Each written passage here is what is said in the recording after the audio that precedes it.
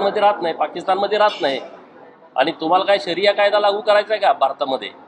भारतामध्ये राहायचं आहे तर संविधानाच्या नुसारच तुम्हाला राहावं लागेल, कुणाला राहायचं आहे त्यांना. आणि त्यामुळं जी भूमिका तुमची आहे तीच भूमिका आमची राहील.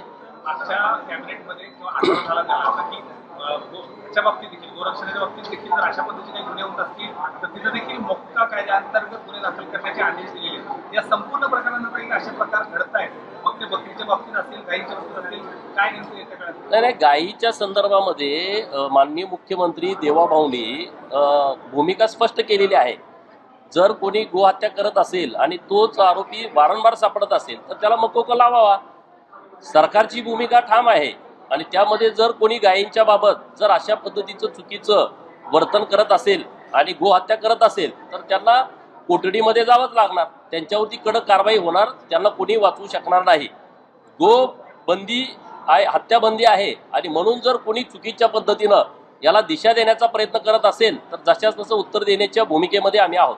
आधीच्या काही काळामध्ये मुंबईत अनेक ठिकाणी अतिक्रमणाच्या कारवाया असतील, या सगळ्या गोष्टी कुठेतरी संताप रोष दिसतोय आणि या संपूर्ण प्रकरणांचं देखील कायद्यावर परिस्थिती निर्माण होऊ शकते. अतिक्रमणाच्या ज्या कारवाया आहेत त्या अभिनंदनास पात्र आहेत. अतिक्रमणाची कारवाई झाली आणि रेल्वे स्टेशनवरती गर्दी झाली, मग ही लोक कुठली होती? ज्यांनी इथं सरकारी जागेमध्ये येऊन अतिक्रमण केलं राहणार नाही.